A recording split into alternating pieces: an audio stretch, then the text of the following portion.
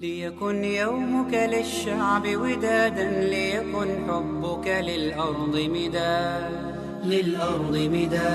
قلم أنت فكم عبرت عنا وبنيت المجد أطوادا شداد أنت يا ملهم شعب أن يبروا عشت كم حققت للشعب مراد رضی اللہ تعالیٰ نے سعد بن معاذ رضی اللہ تعالیٰ نے کہا، اے اللہ کے نبی، اگر آپ ہمیں سمندر میں کودنے کا حکم دیں گے تو ہم آپ سے نہیں پوچھیں گے کہ آپ نے ہمیں یہ حکم کیوں دیا، بلکہ ہم آپ کے ساتھ کود پڑیں گے۔ یہ اطاعت، یہ اتباع ہے۔ ایسے حالات میں کئی لوگ ساتھ چھوڑ دیتے ہیں، پیچھے چلے جاتے ہیں، کیونکہ ہر ایک کو اپنی جان پیاری ہوتی ہے،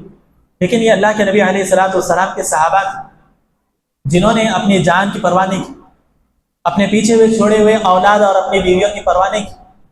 بلکہ وہ اللہ کے نبی علیہ السلام کی خاطر اپنی جان دینے کے واسطے تیار رہتے تھے۔ آج ہم کتنے ایسی سنتیں چھوڑ دیتے ہیں، کیا ہم ویسے اتباع کرتے ہیں جیسے اللہ کے نبی علیہ السلام کی اتباع کرنا چاہیے؟ معاف کرنا، ہم اپنا جائزہ لیں، اپنے ظاہر اور باطن کا جائزہ لیں۔ ہم کتنے اللہ کے نبی علیہ السلام کی سنتوں کو چھوڑے ہوئے ہیں اور کتنی ایسی سنتیں جس کو ہم اپنائے ہوئے ہیں۔ تو سعد بن معاذ رضی اللہ تعالیٰ نے فرمایا، اے اللہ کے نبی، آپ ہمیں حکم دیجیے، ہم سمندر میں کود جائیں گے آپ کے ساتھ، اور یہ نہیں پوچھیں گے کہ آپ نے ہمیں یہ حکم کیوں دیا، ہم آپ کی اتباع کریں گے۔ السلام علیکم ورحمۃ اللہ وبرکاتہ۔ الحمدللہ والصلاة والسلام علی رسول اللہ وعلی آلہ وصحبہ اجمعین۔ اللهم إنا نسألك علما نافعا ورزقا طيبا وعملا متقبلا۔ اللهم يا حي يا قيوم برحمتك نستغيث، اصلح لنا شأننا كله ولا تكلنا إلى أنفسنا طرفة عين۔ محترم حاضرین مسجد و خواتین اسلام، سیرت النبی صلی اللہ علیہ وسلم کے سلسلے وار دروس میں آج ہم ایک عظیم جنگ بدر کے تعلق سے پڑھنے والے ہیں۔ اس فصل میں ابن کثیر رحمہ اللہ نے اس جنگ کے تعلق سے بہت سے اہم باتیں بتائی ہیں۔ اس جنگ کو کئی نام دیے گئے ہیں، ایک ہے غزوہ بدر الکبریٰ، دوسرا ہے غزوہ بدر العظمیٰ، اسی طرح بدر الثانیہ بھی اس کو کہا گیا، اور یوم الفرقان بھی، جیسا کہ اللہ رب العالمین نے سورہ انفال میں اس کا ذکر کیا ہے، وَأَنزَلْنَا عَلَىٰ عَبْدِنَا یوم الفرقان یوم التقى الجمعان۔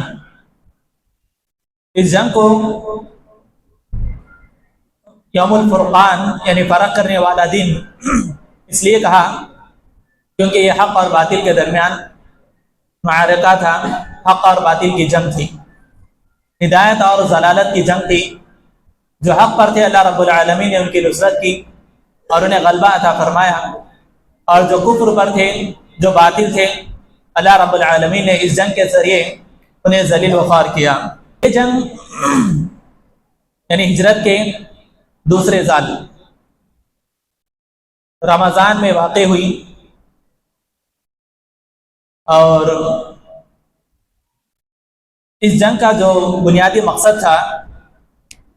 جیسا کہ ابن کثیر رحمۃ اللہ علیہ نے کہا کہ ابو سفیان کا قافلہ، تجارتی قافلہ ملک شام سے اپنی تجارت کر کر واپس لوٹ رہا تھا، جس میں بہت زیادہ اونٹ اور بہت زیادہ مال و متاع تھا۔ اللہ کے نبی علیہ السلام کو جب ان کے مکہ کی طرف جانے کا علم ہوا، خبر پہنچی، تو آپ علیہ السلام نے اس قافلے کو ڈرانے کے لیے صحابہ کرام رضی اللہ علیہ مجمعین کو حکم دیا کہ ہمیں اب اس کے لیے نکلنا ہے۔ جو لوگ اللہ کے نبی علیہ السلام کے ساتھ موجود تھے، ان کے پاس کچھ سواریاں تھیں اور کچھ کے پاس سواریاں نہیں تھیں، تو اللہ کے نبی علیہ السلام نے سارے جتنے بھی موجود تھے صحابہ کرام، ان تمام کو حکم دیا کہ اب یہیں سے نکلنا ہے، یہیں سے نکلنا ہے۔ تو صحابہ نے، جیسا کہ صحیح مسلم میں آتا ہے کہ بعض صحابہ نے اللہ کے نبی علیہ الصلوۃ والسلام سے اجازت مانگی کہ اللہ کے نبی ہماری سواریاں مدینے کے اونچے مقام پر، ایک مقام ہے وہاں پر ہماری سواریاں موجود ہیں، تو آپ ہمیں اجازت دیجیے ہم جا کر ان سواریوں کو لے کر آتے ہیں۔ تو اللہ کے نبی علیہ الصلوۃ والسلام نے انہیں اجازت نہیں دی، بلکہ کہا کہ جن کے پاس سواریاں ہیں وہی میرے ساتھ چلیں، اور جن کے پاس سواری نہیں ہے اگر وہ رکنا چاہتے تو رک سکتے ہیں۔ تو وہیں سے تمام صحابہ رضی اللہ عنہم اجمعین پیارے نبی کریم صلی اللہ علیہ وسلم کے ساتھ چل پڑے، یعنی اس قافلے کے تعاقب کے لیے اللہ کے نبی علیہ الصلوۃ والسلام نے کوئی تیاری نہیں کی، جیسا کہ اس روایت سے معلوم ہوتا ہے، اور نہ ہی کوئی قافلہ اللہ کے نبی علیہ الصلوۃ والسلام نے تیار کیا تھا ان سے مقابلے کے لیے یا ان کا تعاقب کرنے کے لیے۔ یہ جو واقعہ پیش آیا 17 رمضان میں پیش آیا، 17 رمضان یعنی 17واں روزہ چل رہا تھا، اور یہ پہلا سال تھا جو روزے فرض ہوئے تھے، یعنی پہلے سال ہی حالت صیام میں، روزے کی حالت میں کفار اعداء اسلام سے یہ مدبھیڑ ہوئی، یہ جنگ واقع ہوئی۔ جیسا کہ ہم نے اس سے پہلے ہی بتایا تھا کہ روزہ ہجرت کے دوسرے سال فرض ہوا۔ اس وقت اللہ کے نبی علیہ الصلوۃ والسلام نے عبداللہ ابن ام مکتوم رضی اللہ تعالیٰ عنہ کو مدینے کا ذمہ دار بنا کر مدینے سے نکلے تھے۔ جیسا کہ ہم نے اس سے پہلے کئی ایسے صحابہ کے نام سنے ہیں کہ جب کبھی اللہ کے نبی علیہ الصلوۃ والسلام مدینے سے باہر نکلتے سفر کے لیے، جنگ کے لیے، تو کسی ایک صحابی کو اپنا جانشین بنا کر نکلتے تھے تاکہ وہ لوگوں کی امامت کر سکے۔ لیکن جب مقام روحہ جو کہ ایک معروف اور مشہور کنواں ہے، مدینے سے 3 یا 2 مرحلوں کے بعد یہ کنواں پایا جاتا ہے، وہاں پر اللہ کے نبی علیہ الصلوۃ والسلام نے لبابہ ابن عبد المنذر صحابی کو مدینہ دوبارہ لوٹا دیا اور انہیں کہا کہ آپ مدینے کے جانشین بن کر وہاں پر رہیے۔ اس وقت صحابہ کے پاس جو سواریاں تھیں وہ 2 گھوڑے تھے، زبیر رضی اللہ تعالیٰ عنہ کے پاس، اور ایک گھوڑا مقدام ابن اسود الکندی رضی اللہ عنہ اجمعین۔ یہ 2 صحابہ کے پاس گھوڑے تھے اور باقی 70 اونٹ تھے، اور صحابہ کی جو تعداد تھی تقریباً 300 سے زائد تھی۔ صحابہ کی جو تعداد تھی وہ 300 سے زائد تھی، اور 2 گھوڑے 70 اونٹ تھے۔ اللہ کے نبی علیہ الصلوۃ والسلام ان تمام صحابہ کے ساتھ سواریوں کے ساتھ نکلے، اور ہر کوئی ایک کے بعد ایک سواری کرتا، یعنی ایک اونٹ پر، ایک سواری پر 3 سے 4 صحابہ سواری کرتی، ایک کے بعد ایک۔ کوئی تھوڑی دیر چلتا، پھر وہ اتر جاتا، پھر دوسرے صحابی بیٹھتے، پھر وہ اتر جاتی، تیسرے۔ اس طرح بدر کے میدان تک، مقام بدر تک صحابہ نے ایسے ہی رفاقت کے ساتھ سفر کیا۔ خود اللہ کے نبی علیہ الصلوۃ والسلام بھی صحابہ کے ساتھ ویسے ہی سفر کر رہے تھے۔ آپ کے ساتھ علی بن ابی طالب، خورشید بن ابی مرشد الغنوی رضی اللہ عنہما آپ کے ساتھ تھے، یعنی آپ صلی اللہ علیہ وسلم بھی جس طرح صحابہ اپنی باری آتی تو بیٹھتے اور اتر جاتے، اللہ کے نبی علیہ الصلوۃ والسلام بھی ویسے ہی کر رہے تھے۔ علی رضی اللہ تعالیٰ عنہ اور ان کے ساتھ جو صحابی تھے مرشد رضی اللہ تعالیٰ عنہ، انہوں نے کہا، جیسا کہ بعض روایت میں آتا ہے، یا رسول اللہ ارکب تم نمشی عنک، اللہ کے نبی آپ سوار ہو جائیے، ہم لوگ پیدل چلتے ہیں، یعنی آپ اتریے مت، ہم اپنی باری بھی آپ کو دے دیتے ہیں۔ لیکن اللہ کے نبی علیہ الصلوۃ والسلام نے فرمایا، انکما لستما باقوى علی المشی منی، تم لوگ میں سے زیادہ طاقتور نہیں ہو چلنے میں، یعنی میں تمہارے سے زیادہ طاقتور ہوں، میں چلنے کی استطاعت رکھتا ہوں۔ پھر فرمایا، ولا ارغب عن الاجر منکما، اور میں یہ نہیں چاہتا کہ میں اجر میں تم سے پیچھے ہو جاؤں۔ سبحان اللہ، یہ اللہ کے نبی علیہ الصلوۃ والسلام کا خیر کے کام میں جذبہ تھا۔ فرمایا کہ میں یہ نہیں چاہتا کہ میں تم سے پیچھے ہو جاؤں۔ تو اس جنگ میں تقریباً 300 سے زائد صحابہ تھے، 2 اونٹ تھے اور 2 گھوڑے تھے، اور 70 اونٹ تھے، کفار کی تعداد اور ان کے ساتھ جو ساز و سامان تھا وہ کتنا ہے، انشاءاللہ آگے اس کا ذکر آ رہا ہے۔ اس سفر کے دوران پیارے نبی کریم صلی اللہ علیہ وسلم نے کچھ لواء جھنڈے کچھ صحابہ کو دیے۔ مصعب بن عمیر رضی اللہ تعالیٰ عنہ کو ایک جھنڈا دیا، علی بن ابی طالب رضی اللہ تعالیٰ عنہ کو ایک جھنڈا دیا، اسی طرح انصار میں سے ایک صحابی کو جھنڈا دیا، اور سعد بن معاذ رضی اللہ تعالیٰ عنہ کو ایک جھنڈا دیا، اور قیس بن ابی صعصع یہ صحابی کو اللہ کے نبی علیہ الصلوۃ والسلام نے قافلے کے پیچھے رکھا، یعنی یہ قافلے کا تعاقب کرتے ہوئے آئے۔ یہ آپ صلی اللہ علیہ وسلم کا عام معمول تھا، جب کبھی قافلہ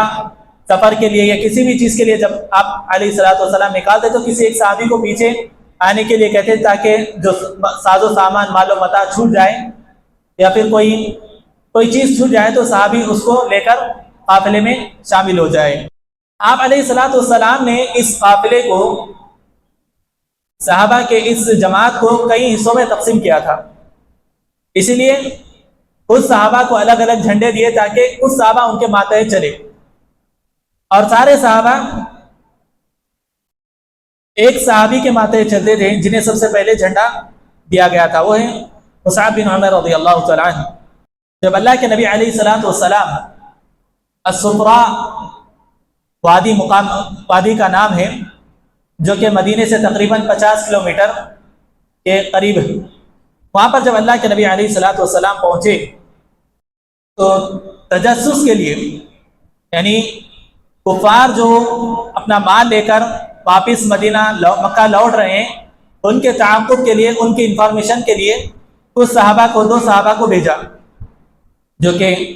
حلیف تھے، وہ ساعدہ وعدی بن ابی زغبہ الجوہنی، ان دونوں کو اللہ کے نبی علیہ الصلوۃ والسلام نے انفارمیشن کے لیے، یعنی ان کے کیا حیت ہے، کہاں تک پہنچے، ان کی ساری خبر دینے کے لیے ان کو وہاں پر پہنچایا۔ جیسا کہ ہم نے کہا کہ اس قافلے کا جو سردار تھے وہ ابو سفیان تھے۔ ابو سفیان کے اسلام کے تعلق سے تو معلوم ہے رضی اللہ عنہ کہ انہوں نے فتح مکہ کے دن اسلام قبول کیا تھا، اس سے پہلے وہ اسلام کے دشمنوں میں سے تھے۔ لیکن یہ بات یاد رکھیں، بعض لوگ ابو سفیان رضی اللہ تعالیٰ عنہ کا ذکر کرتے ہیں تو بسا اوقات ان سے لفظش ہو جاتی ہے یا پھر غلط انداز میں ذکر کرتے ہیں جو روافض سے متاثر ہے، تو انہیں معلوم ہونا چاہیے کہ ابو سفیان رضی اللہ تعالیٰ عنہ صحابی ہیں، اور صحابی جب اسلام قبول کرتے ہیں تو ان کا مقام اور مرتبہ بہت بڑھ جاتا ہے، بلند ہو جاتا ہے، اور ان کے سے پہلے یعنی اسلام سے پہلے کے جو بھی لغزشیں تھیں، جو بھی ان کے معاملات ہیں، وہ سب کے سب اللہ رب العالمین معاف کر دیتا ہے۔ لہذا جب کبھی ابو سفیان رضی اللہ تعالیٰ عنہ ہو یا اور بھی ایسے صحابہ ہیں، جب ان کا ذکر ہو تو ذکر خیر کرنا چاہیے اور اچھا ذکر کرنا چاہیے۔ زمزم ابن عمر الغفاری، اس کو معلوم ہوا کہ اللہ کے نبی علیہ الصلوۃ والسلام ایک جماعت لے کر اس قافلے کا تعاقب کر رہے ہیں، پیچھا کر رہے ہیں، تو اس نے سیدھا مکے والوں کو انفارمیشن دی، خبر دے دی۔ اور اس سے پہلے ہم نے پڑھا کہ اللہ کے نبی علیہ الصلوۃ والسلام نے ایک جیش کو، ایک لشکر کو بھیجا تھا جس میں اللہ کے نبی علیہ الصلوۃ والسلام نے صرف ان کا تعاقب کرنے کے لیے بھیجا تھا، عبداللہ بن جحش رضی اللہ تعالیٰ عنہ کی کمانڈری میں بھیجا تھا۔ لیکن صحابہ سے کچھ اجتہادی خطا ہوئی، سہو ہوا، انہوں نے کفار سے جنگ کی اور وہاں پر انہیں قتل کیا اور ان کا مال اور انہیں قیدی بنا دیا تھا، جبکہ وہ رجب کا مہینہ تھا جس میں کفار بھی احترام کرتے تھے۔ اس کا ہم نے تفصیل سے پڑھا ہے، اللہ رب العالمین نے قرآن آیات بھی نازل کی اور بتایا کہ یہ لوگ تو صرف مہینے کی حرمت ان کے پاس ہے، لیکن اس سے بڑا گناہ اللہ رب العالمین کے راہ سے روکنا، مکہ والوں کو اپنے بستی سے نکالنا، ایمان والوں کو اللہ کے راستے سے روکنا، یہ اس سے بڑا گناہ ہے۔ تو پھر جب یہ آیت نازل ہوئی تو اللہ کے نبی علیہ الصلوۃ والسلام نے اپنا حصہ بھی اس میں سے لیا تھا، جب تک اللہ کے نبی علیہ الصلوۃ والسلام نے توقف کیا تھا۔ اس کی تفصیلات ہم نے پڑھی ہے اس سے پہلے، ابھی وہ آگے آ رہا ہے اس کا ذکر۔ جب یہ اعلان ہوا مکہ والوں میں تو سارے مکہ کے سردار جتنے بھی بڑے بڑے سردار ہیں سارے کے سارے اس قافلے کی حفاظت کے لیے اور اللہ کے نبی علیہ الصلوۃ والسلام پر حملہ کرنے کے لیے نکل پڑے. یعنی کوئی اشرف قوم کا اشرف سردار پیچھے نہیں رہا سوائے ابو لہب کے. سوائے ابو لہب کے کوئی اس جنگ میں پیچھے نہیں رہا. اس نے کیا کیا؟ اس پر ایک شخص کا قرض تھا تو اس نے اس مقروض کو جو صاحب جس کو قرض ادا کرنا ہے ابو لہب کو اسے قرض ادا کرنا تھا تو اس نے اپنی جانب سے اس کو بھیجا. اور یہ عام عادت میں سے بھی تھا کہ اگر کوئی کسی قافلے میں یا کہیں نہیں جا سکا تو وہ اپنا کسی کو جانشین نائب بنا کر بھیجا کرتے تھے. ابو لہب کا اس جنگ کے کچھ دنوں بعد، کسی نے کہا 3 دن، کسی نے کہا 7 دن، اس سے یعنی قلیل مدت میں اس کا انتقال ہوا. اور اس کی وجہ بتلائی کہ ایک مسلم عورت، مکہ کی ایک مسلم عورت نے اسے لکڑی سے ایک ہلکا سا مار مارا. اس ہلکے سے مار نے اس کے دل میں دہشت بٹھا دی اور وہ اس خوف کی وجہ سے مرض میں مبتلا ہو گیا. اور لوگوں میں یہ عام بات ہو گئی کہ یہ جو بیماری اسے لگی ہے یہ متعدی ہے، یعنی پھیلنے والی بیماری ہے. جب یہ بات سنی تو خود اس کے بیٹے اس کے قریب جانا چھوڑ دیے اس خوف سے کہ کہیں یہ بیماری ہمیں نہ لگ جائے. اسے بند کر ایک کمرے میں سے چھوڑ دیا گیا اور اس کے قریب اس کے بیٹے بھی نہیں جاتے تھے. کچھ دنوں تک ایسے رہا، بعد میں وہ اپنے گھر میں ہی مر گیا. ایک شخص آ کر ان کے بیٹوں سے کہا کہ تم نے تمہارے والد کے ساتھ کیا کیا؟ تو انہوں نے سارا قصہ سنایا کہ وہ متعدی بیماری ہے، اس کے قریب نہیں جائیں گے. تو حمیت غیرت لوگوں میں رہتی ہے. انہوں نے کہا کہ ایسا مت کرو، چلو میں تمہارا ساتھ دیتا ہوں. پھر وہ اس کو نکالے اور اس کو نہ غسل دیے اور بلکہ ویسے ہی اس کو ایک پہاڑ کے قریب میں دور سے ہی دفن کر کر پتھرے مار کر اسے ڈھانپ دیے. یہ اللہ کا دشمن تھا، اللہ کے نبی علیہ الصلوۃ والسلام کا دشمن تھا. اسلام کو ہر ناحیے سے بدنام کرنے کی اس نے اس کے بھائی نے کمر توڑ کوشش کی. اللہ رب العالمین نے اس کے تعلق سے پوری ایک سورت نازل کی، سورۃ اللہب، جس میں اللہ رب العالمین نے اس کے جہنمی ہونے کا ذکر کیا. علماء نے کہا کہ ابو لہب بہت چالاک تھا، بہت ہوشیار تھا. اگر یہ چاہتا تو قرآن کی آیت کو جھٹلا سکتا تھا اسلام قبول کر کے ظاہری طور پر، کیونکہ اللہ رب العالمین نے کہا کہ جہنمی ہے. علماء نے کہا اگر یہ کہتا کہ میں مسلمان ہو چکا ہوں لہٰذا یہ آیت میرے اوپر آئی ہے لہٰذا یہ آیت جھوٹی ہے تو ہو سکتا تھا کہ لوگ اس کی اتباع کریں. لیکن اللہ رب العالمین نے اس کی عقل کو سلب کر لیا تھا، کھینچ لیا تھا. اس کے اندر اتنی صلاحیت نہیں تھی. اس نے بہت پلاننگ کی اسلام کو بدنام کرنے کے لیے، اسلام کو نقصان پہنچانے کے لیے. لیکن یہ چیز، یہ ذہن، حالانکہ ہوشیار بھی تھا بولو، لیکن اللہ رب العالمین نے یہ چیز، یہ سمجھ اس کے ذہن سے نکال دی تھی. بہرحال اس کی موت اس طرح ہوئی،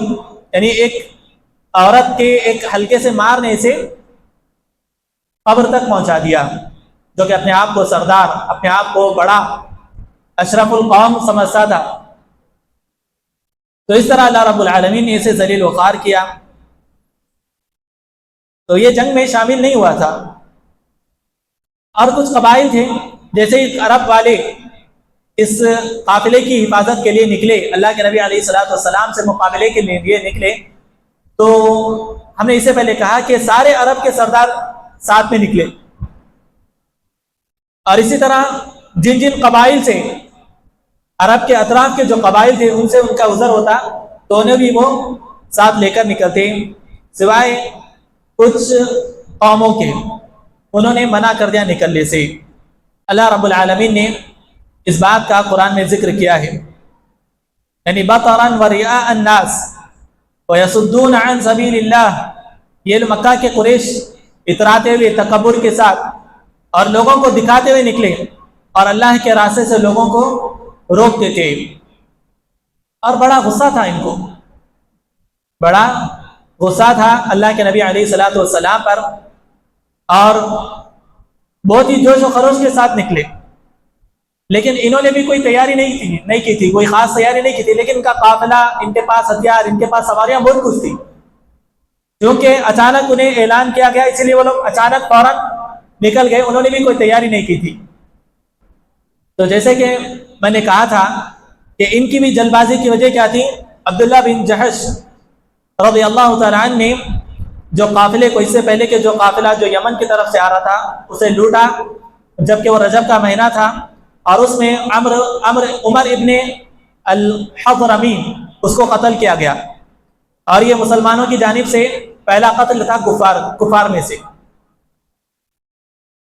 تو اس وجہ سے ان کو یہ حسد، یہ تکلیف تھی، اور بدلے کی آگ میں وہ لوگ جل رہے تھے اور موقع کی تلاش میں تھے، اس لیے جب انہیں یہ موقع ملا تو فوراً بغیر سوچے سمجھے کے اعلان کر دیا اور نکل پڑے۔ اللہ رب العالمین نے ان تمام کو بغیر معیاد کے جمع کیا، یعنی بدر کے مقام پر جی اللہ کے نبی علیہ الصلوۃ والسلام کا جمع ہونا بغیر کسی تیاری کے، بغیر کسی پلاننگ کے، اور کفار کا اچانک اپنے مکہ سے نکل کر اللہ کے نبی علیہ الصلوۃ والسلام کے مقابلے کے لیے آنا، اس میں اللہ رب العالمین کی حکمت تھی، جیسا کہ اللہ رب العالمین نے فرمایا وَلَوْ تَوَاعَدْتُمْ لَاخْتَلَفْتُمْ فِي الْمِعْيَادِ وَلَكِنْ لِيَقْضِيَ اللَّهُ أَمْرًا كَانَ مَفْعُولًا۔ اگر تم دونوں وعدہ کر لیتے تو تم دونوں میں سے کوئی پیچھے ہو جاتا، یعنی اگر یہ جنگ وعدے کے حساب سے ہوتی، وقت مقرر ہوتا، تو کوئی نہ کوئی پیچھے ہو جاتا۔ تو ظاہری بات ہے کہ ایمان والے تو پیچھے نہیں ہو سکتے، جو بے ایمان ہے وہی لوگ پیچھے رہیں گے، لیکن یہ اللہ رب العالمین کا فیصلہ تھا جو اس نے کر گزرا۔ تو یہ اللہ رب العالمین کی حکمت تھی کہ دونوں جماعتوں کو، جو حق پر ہے اور باطل ہے، اللہ رب العالمین نے بغیر معیاد کے ان تمام کو جمع کیا۔ جب اللہ کے نبی علیہ الصلوۃ والسلام کو معلوم ہوا کہ کفار بھی ہمارے مقابلے کے لیے نکلے ہیں، تو پیارے نبی کریم صلی اللہ علیہ وسلم نے صحابہ سے مشورہ کیا کہ اب کیا کریں۔ تو اس سے مشورے کی اہمیت معلوم ہوتی ہے اسلام میں۔ ایسا خوف کا منظر، جنگ کا منظر، جس میں اللہ کے نبی علیہ الصلوۃ والسلام صحابہ سے مشورہ کر رہے ہیں، جبکہ آپ کا مقام، آپ کی عظمت، آپ کی منزلت بہت بلند ہے، پھر بھی آپ صحابہ کرام سے مشورہ طلب کرتے تھے۔ اور اللہ کے نبی علیہ الصلوۃ والسلام نے کئی مواقع پر مشورہ کیا، اور اللہ رب العالمین نے بھی حکم دیا وَشَاوِرْهُمْ فِي الْأَمْرِ فَإِذَا عَزَمْتَ فَتَوَكَّلْ عَلَى اللَّهِ، اور تم صحابہ سے مشورہ کیجئے، اور جب آپ عزم کر لیں تو پھر اللہ پر توکل کر کے اسے کر گزریے۔ کئی صحابہ نے، مہاجرین صحابہ نے اللہ کے نبی علیہ الصلوۃ والسلام کو اپنا مشورہ پیش کیا کہ اللہ کے نبی، ہم آگے بڑھتے ہیں، جنگ کرتے ہیں، قتال کرتے ہیں، قوم سے لڑیں گے، پیچھے نہیں ہٹیں گے، جس میں ابو بکر اور عمر رضی اللہ تعالیٰ عنہما تھے، اور بھی بہت سے صحابہ نے مشورہ دیا، اور پورے صحابہ کے مشورے بہت ہی عمدہ اور بہت ہی اچھے تھے۔ لیکن آپ صلی اللہ علیہ وسلم کی مراد کوئی اور صحابہ تھے، یہ تو صحابہ مہاجرین تھے، لیکن اللہ کے نبی علیہ الصلوۃ والسلام کا مقصد انصار تھے۔ تو سعد بن معاذ رضی اللہ تعالیٰ عنہ نے کہا یا رسول اللہ کأنک تعرض بنا، اللہ کے نبی شاید آپ ہم سے مشورہ طلب کریں، کیونکہ اللہ کے نبی علیہ الصلوۃ والسلام نے ان سے معاہدہ لیا تھا بیعت عقبہ الثانیہ میں، جس میں اس بات کی اللہ کے نبی علیہ الصلوۃ والسلام سے انصار نے بیعت لی تھی کہ ہم آپ کی حفاظت کریں گے، آپ کا دفاع کریں گے، حتیٰ کہ ہمارے بچے، ہماری اولاد، ہماری بیویوں سے زیادہ ہم آپ کی حفاظت کریں گے۔ تو یہ ساری باتیں اللہ کے نبی علیہ الصلوۃ والسلام کو معلوم تھی، اسی لیے اللہ کے نبی علیہ الصلوۃ والسلام نے انہیں اس معاہدہ اور اس وعدے کو یاد دلانے کے لیے آپ صلی اللہ علیہ وسلم بار بار کہہ رہے تھے کہ مجھے مشورہ دو۔ تو معاذ رضی اللہ تعالیٰ نے، سعد بن معاذ رضی اللہ تعالیٰ نے کہا اے اللہ کے نبی، اگر آپ ہمیں سمندر میں کودنے کا حکم دیں گے تو ہم آپ سے نہیں پوچھیں گے کہ آپ نے ہمیں یہ حکم کیوں دیا، بلکہ ہم آپ کے ساتھ خود پڑھیں گے۔ یہ ہے اطاعت، یہ ہے اتباع، یہ اتباع ہے۔ ایسے حالات میں کئی لوگ ساتھ چھوڑ دیتے ہیں، پیچھے چلے جاتے ہیں، کیونکہ ہر ایک کو اپنی جان پیاری ہوتی ہے. لیکن یہ اللہ کے نبی علیہ الصلوۃ والسلام کے صحابہ جنہوں نے اپنی جان کی پرواہ نہیں کی، اپنے پیچھے ہوئے چھوڑے ہوئے اولاد اور اپنی بیویوں کی پرواہ نہیں کی، بلکہ وہ اللہ کے نبی علیہ الصلوۃ والسلام کی خاطر اپنی جان دینے کے واسطے تیار رہتے تھے. آج ہم کتنے ایسی سنتیں چھوڑ دیتے ہیں. کیا ہم ویسے اتباع کرتے ہیں جیسے اللہ کے نبی علیہ الصلوۃ والسلام کی اتباع کرنا چاہیے؟ معاف کرنا، ہم اپنا جائزہ لیں، اپنے ظاہر اور باطن کا جائزہ لیں. ہم کتنے اللہ کے نبی علیہ الصلوۃ والسلام کی سنتوں کو چھوڑے ہوئے ہیں اور کتنی ایسی سنتیں جس کو ہم اپنائے ہوئے ہیں. تو سعد بن معاذ رضی اللہ تعالیٰ عنہ نے فرمایا، اے اللہ کے نبی، آپ ہمیں حکم دیجیے، ہم سمندر میں کود جائیں گے آپ کے ساتھ، اور یہ نہیں پوچھیں گے کہ آپ نے ہمیں یہ حکم کیوں دیا، ہم آپ کی اتباع کریں گے. جب یہ بات اللہ کے نبی علیہ الصلوۃ والسلام نے سنی تو فسر بذلک صلی اللہ علیہ وسلم، اللہ کے نبی علیہ الصلوۃ والسلام بہت خوش ہوئے سعد بن معاذ رضی اللہ تعالیٰ عنہ کے اس بات پر، ان کی عظمت پر، ان کی صداقت پر، ان کی رغبت اور قوت ایمانی اور دین کی نصرت کے تعلق سے جو سعد بن معاذ رضی اللہ تعالیٰ نے بات کہی تو اللہ کے نبی علیہ الصلوۃ والسلام بہت خوش ہوئے اور کہا، سیروا وابشروا فإن اللہ وعدنی احدی الطائفتین، چلو یعنی جنگ کے لیے اب چلو اور خوش ہو جاؤ، کیونکہ اللہ تعالیٰ نے مجھ سے دو گروہ میں سے دو گروہ کا وعدہ کیا ہے. وہ وعدہ کیا ہے انشاءاللہ آنے والے درس میں ہم اس کو پڑھیں گے. اللہ رب العالمین ہم تمام کو پیارے نبی کریم صلی اللہ علیہ وسلم کی سیرت پڑھ کر اسے اختیار کرنے کی توفیق عطا فرمائے، اور صحابہ کرام کی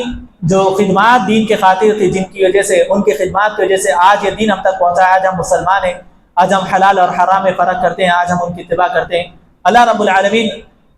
ان کی محبت ہمارے دلوں میں پیدا کر دے، اور ان کے تعلق سے بغض حسد بالکل اللہ رب العالمین ہمارے دلوں میں پنپنے نہ دے. اللہ رب العالمین قیامت کے دن میدان حشر میں ہمیں صحابہ کرام رضی اللہ عنہم اجمعین کے ساتھ جمع کریں، پیارے نبی کریم صلی اللہ علیہ وسلم کی رفاقت ہمیں نصیب ہو. آمین. اقول قولی هذا واستغفر الله لي ولكم ولسائر المسلمين فاستغفروه انه هو الغفور الرحيم. السلام علیکم ورحمۃ اللہ وبرکاتہ.